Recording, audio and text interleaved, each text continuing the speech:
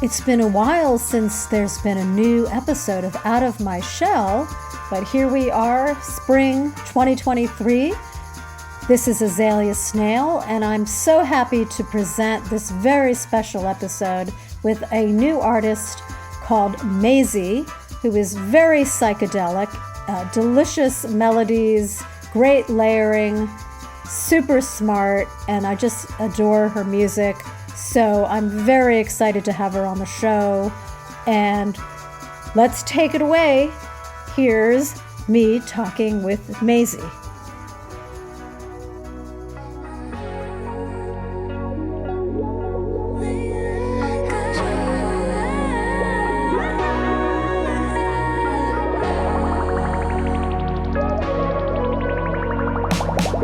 I'm so addicted to you, get lost in all of your rooms. There's always something to do, yeah.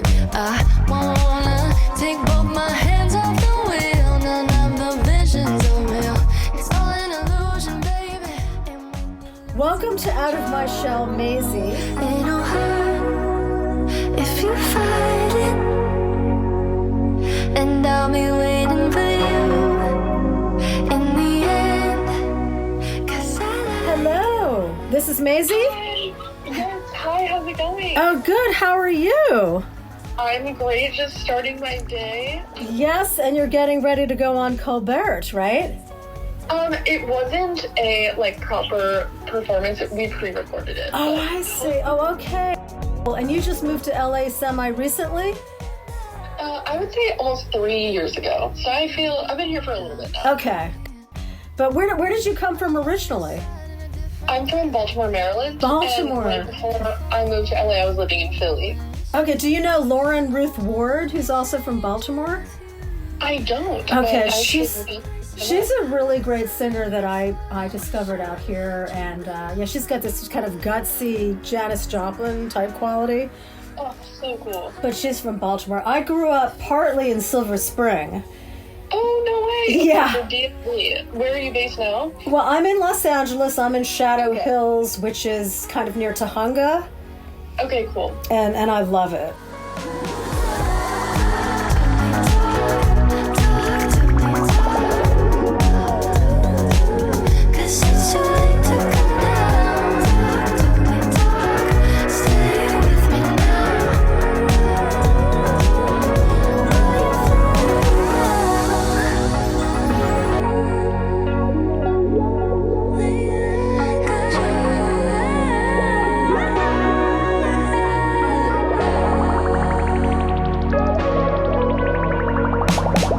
I'm so addicted to you, get lost in all of your rooms. There's always something to do, yeah.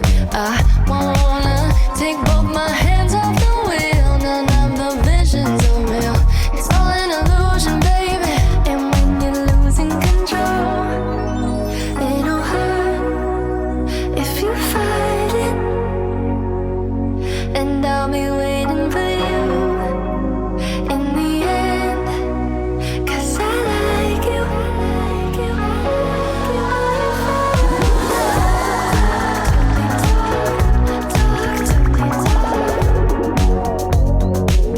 'cause it's too late to come down. Talk to me, stay with me now.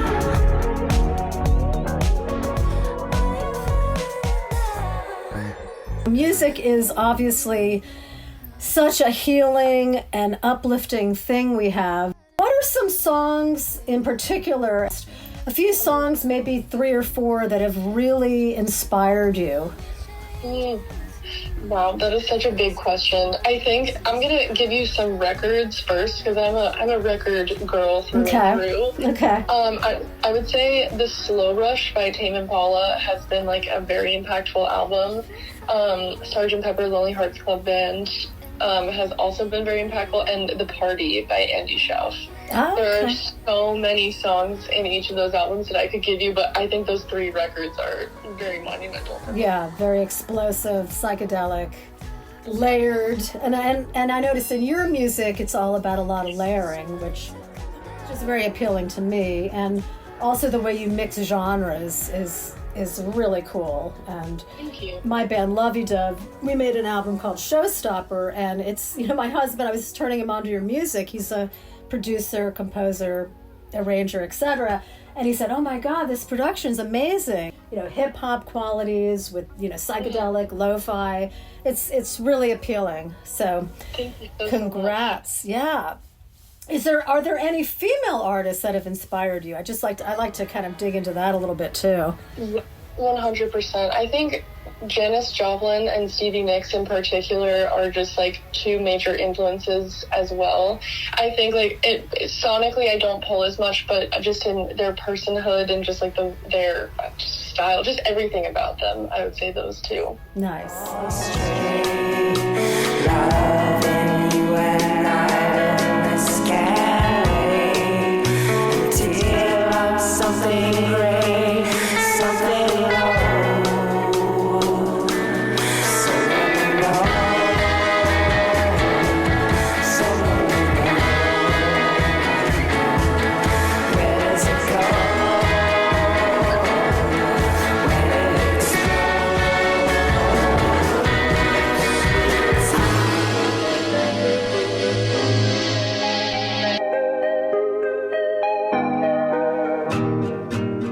I broke my heart 'cause I had nothing to do.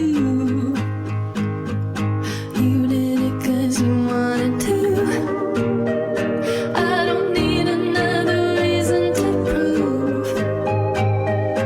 It's not me, it's you.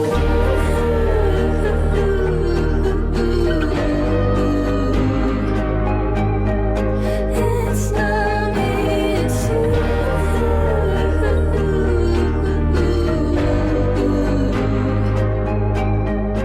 It's not me, it's you. I wanna fight, but don't even bother. 'Cause when you yell, you look just like your father. Can't even hurt without it being a contest. Because the victim is who's crying the hardest. Late night, your car, headlights off, no makeup on. 'Cause when it's dark, I forget the feeling's gone. Fuck like it's a chore, I touch myself when I get bored. Can't say for sure if I hate myself, I hate you more. I broke my heart 'cause I had nothing to do. You did it 'cause you wanted to. I don't need another reason to prove. It's not me, it's you.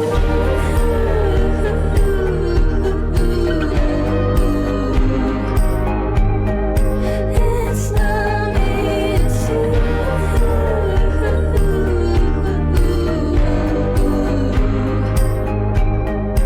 It's not me, it's you. I'm sick of tasting my medicine. You feed it to me again and again and again. When you know what I meant when I said what I said. I mean to an end, I've been meaning to end. I forget who I am when I'm not codependent on you.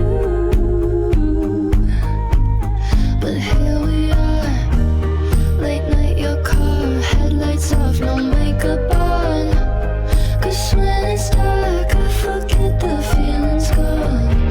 Fuck like it's a chore, I touch myself when I get bored. Can't say for sure if I hate As far as the political state, and obviously it's been really intense, especially the last 6-7 years. And I know you're young, but it's just so incredible how this country is so kind of divided and not united right now. So do you have any interest in doing a political song, or is that interesting to you at all?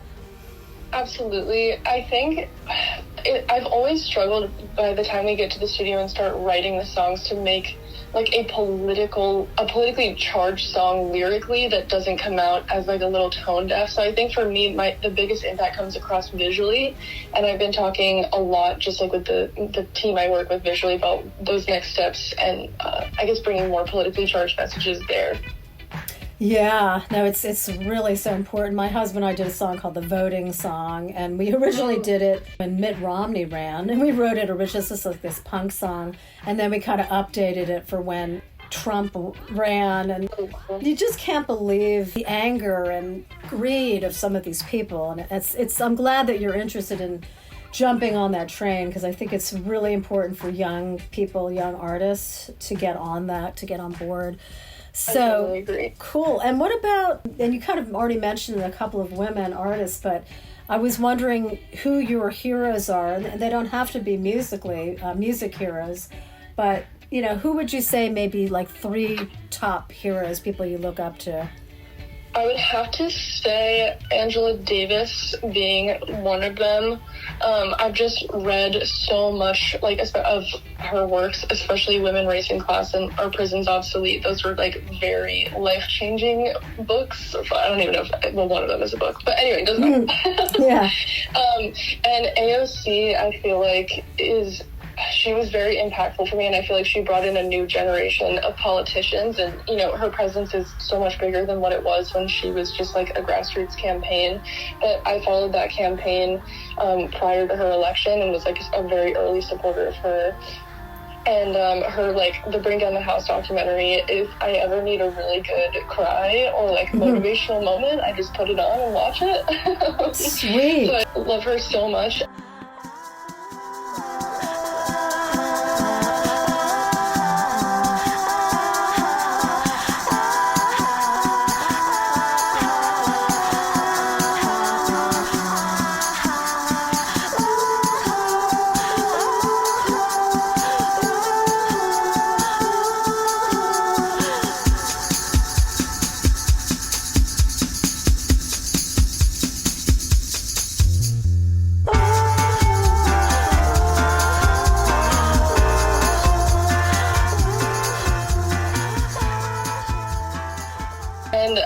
Nadia from Pussy Riot. I actually had the honor of working with her, and just hearing her talk about anti-fascism and just LGBTQ plus equality was really, really impactful, and being able to work with her was unreal.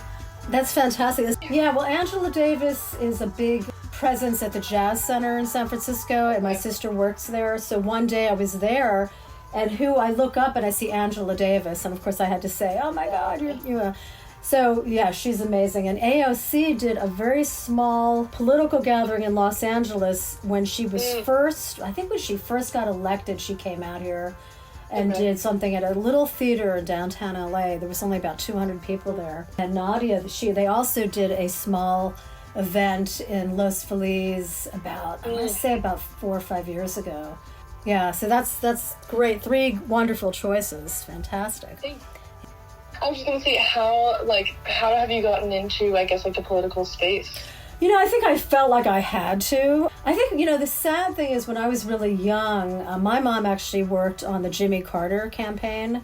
Okay. And I didn't really realize how incredibly exciting that was, and how important and vital. And I think I took everything for granted because, mind you, when I was young, things were a lot better for everybody. Think about the Clinton years. I did most of my music touring in the 90s, and I just feel like it was much easier. Gas was $1 or something a gallon. Right. I could rent a car for $75 a week. Stuff and I think that just for my whole growing up into my 20s, when I started really doing my music stuff, it just seemed like it wasn't as urgent. There were bad things going on, but I feel like even Republicans kind of cared about the environment, or they said they cared. And I guess I didn't feel the necessity or vitality of being interested in politics. And then cut to, as you get older and you see this stuff and you're like, oh, wait a minute. They're taking away women's rights, and they're, anti-Semitism is on the rise, and anti-Asian. And I mean, you cannot fathom it, these Southern racists. And so I think I just felt like I had to do something, and, with my small voice, and I just, just to get out there, and even doing Out of My Shell, came out of, I was in COVID, locked down in COVID situations, and I thought, what can I do? And I know a lot of really cool people, and I said, let me just see what I can do. So that's the long answer to to your question, but I kind of feel like if you don't do something, at least post on your social medias, then absolutely. you're not worthy of being like a human being right now. It's just that urgent. So I'm really glad that you're seeing that and knowing how vital it is. So kudos to you, girl. Thank you. Yeah.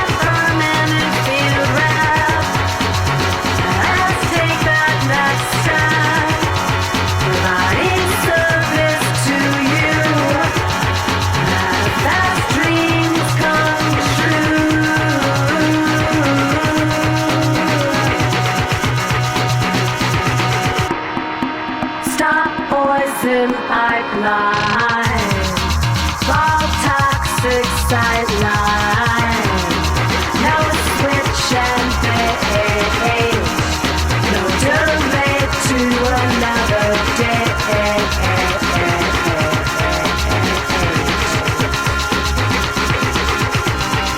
You grab my soul, never takes its toll. It rides where it grows. This is kind of a little bit more of an optimistic question, but if you could zap yourself anywhere in the world, I mean, being especially, I didn't even mention, but the whole gun culture, which is so disgusting. I mean, that wasn't a thing when I was a kid. We didn't have to have emergency drills, for guns. I mean, so there are countries, obviously, in this world that don't carry this gun fetish thing. So, yeah, if you could zap yourself somewhere, where do you think you'd like to be? Japan. No question. Okay. Japan. Okay. Japan, yeah. I mean, exactly, yeah, it's much safer there. What else do you like about Japan, though? I think just the entire culture is like very mindful and very respectful of each other, which is something I would love to be able to observe. Outside of just being a fan of just like the aesthetics and just like their music and art and entertainment, just being able to experience just like a mindful, not individualistic society. Interesting. Yeah, they do have this real prevalence there for like a lot of color and kind of goofiness. And I feel from what I've seen in your video work and the way you present yourself, you're definitely, I feel like you're in that Japanese culture with lots of colors and patterns and bright makeup. Right. Is that a conscientious decision for you? As in like the relation between my affinity for that and what I like choose to appear as? Mm-hmm. Probably, I don't, hopefully it's not that intentional, because I feel like that errs on the side of appropriation, but I definitely love all of those things in general, so I wouldn't be surprised if that is like subconsciously impacting that. Yeah, I mean, it's just that they have this kind of flair for, I feel like a lot of people in this country are still, you look out and most people wearing black, gray, and in Japan, at least the young people, I only went there one time, but everybody was just exploding. The young people, anyway, were exploding in color. And I feel like it's almost like, they're saying to a lot of the older Japanese, the business people, they're very drab, let's say just, drab colors. And I think they're saying, you know what, look at us. We've got color and vitality. But that's what's great about what you're doing. It kind of reminds me of also the Flaming Lip. Was just, so cool. You could tell Wayne has done a million hits of acid. You know what I mean? Like, and he's just such a colorful character. And something I really want to talk about with you is the idea of psychedelics. I mean, your album is called Blotter Baby, for Christ's sake. How serious are you about, like, do you think the world would be a better place if everybody did some psychedelic drugs? I couldn't say everybody, because there are certainly people who shouldn't, most likely, just for mental health purposes. But I think for a generally well-adjusted, for the average person, I would say yes, 100%. And I've seen that specifically in my relationship with my dad. He is just like ex-military, what used to be conservative, was like very opposed, had never like taken a substance in his life ever, and then started exploring into psychedelics as we like continued to talk to each other about it and talk about my experiences, and he loves it, and it's been a really transformative relationship for him. So I think that's been a really good like pulse check for me about what that could look like for people, one, of a different generation who grew up around the war on drugs and have that sitting in the back of their mind. But yeah, I think it is a radically transformative tool for anyone who engages with it. It's really interesting you're saying that. They're slowly but surely legalizing mushrooms, which I find a little bit easier than I haven't done hard, like acid in a long time, and even mushrooms I haven't done in a really long time, but my first couple of records are basically written on mushrooms, I mean, I just feel like it's so important to open up your mind that way. And I love that your dad has done that, because I always wish my mom would do it. My mom grew up, Broadway musicals. She's an actress, and I just really wanted her to have that experience so she wouldn't be so closed-minded about so many things. And I think it's wonderful. So your dad is doing well. It's opened him up. That's great. Yes, he's sober. He's a sober alcoholic, and he had never even tried weed. So for him to experiment with mushrooms and it be therapeutic for him is so cool for me to watch. That is fantastic. Yeah, and then I know people that do microdosing, kind of a little bit every day, and I know it's helped them with depression and anxiety, and I think it's just, I think that's why they're making it legal in a lot of places, because it has been studied, and people realize, I mean, the hard medicine and some of these drugs that people take, the quote unquote legal drugs, are so much worse for you. Exactly. And I'm excited to see the shift away from just the pharmaceutical industry's presence in the mental health space. I think it's definitely warranted for people who need certain, mental health drugs. But I think for the most part, people with just like average depression and anxiety would benefit from psychedelics. Yeah, I totally agree with you. Man, if only, right? Let's see what happens. I love that, people like you that are becoming popular with this kind of psychedelic music. I think it's a really good sign. A lot of the younger artists, I feel like they're not exploring the possibilities of all the different genres, and they're just kind of going into one thing. And, it's like, we teach a songwriting class to some kids, in the neighborhood, and, we play them certain things. They're like, oh, wow. It's like kind of just their eyes light up because, they're so used to hearing them. I won't mention any names, but there's, artists that are huge that are just, for me, like not really breaking new ground, let's say. I love that you're doing that, and I'm really blown away, Mazie. I think it's fantastic. Yeah. Thank you. That is so kind. Thank you so much. Absolutely. I have to give credit for everyone who's trying to work in the industry right now. It changed so much in the last 3 years alone. Not that my experience has been that long working in it, but it's really hard to break through.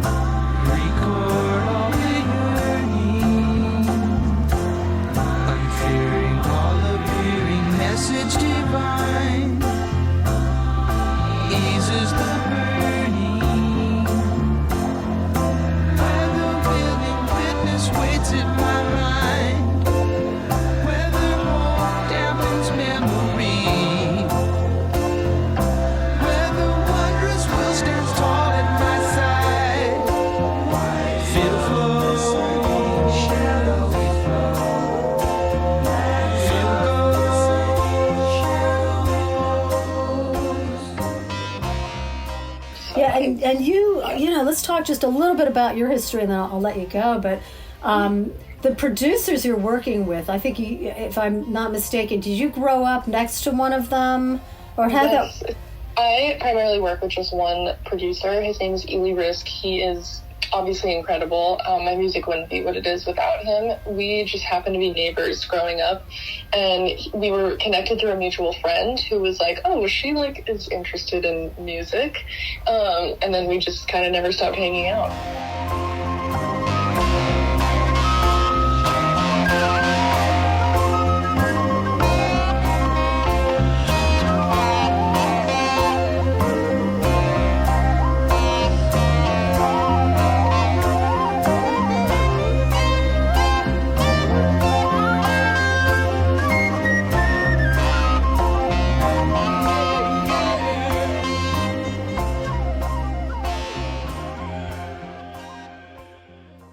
I leave for tour on Wednesday. I'm going to be doing like a little US and stopping in Canada for a couple dates, opening for the artist Rebecca Black. Okay. I'm very excited for that. Mm-hmm. And then in June, I'm leaving the country for the first time in a very long time. Extremely excited. Wow.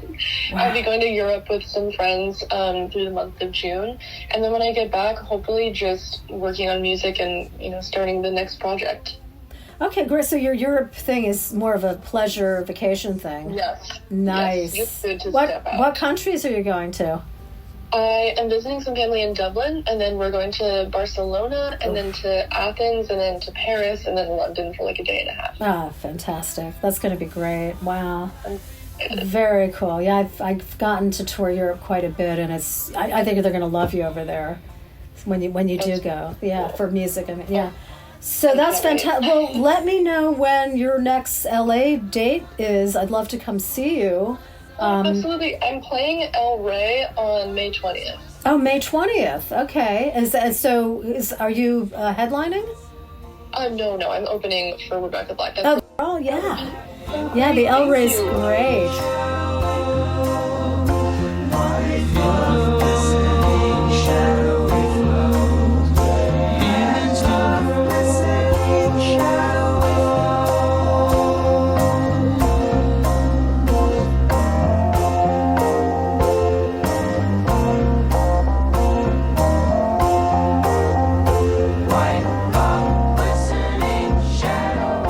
I love the chance of reaching out and speaking with people like you, who I really feel like I have this, common bond with. It makes me really happy. So I just really appreciate it, and really appreciate you putting me on. Oh, sure, absolutely. And hopefully we'll meet one day, and I wish you all the best. Lovely. Thank you so much. I will be in touch, all right? Same to you. Great to talk to you. Thank you for being on Out of My Shell. The visions are real. It's all an illusion, baby. And when you're losing control, it'll hurt if you fight it. And I'll be waiting for you in the end. 'Cause I like you.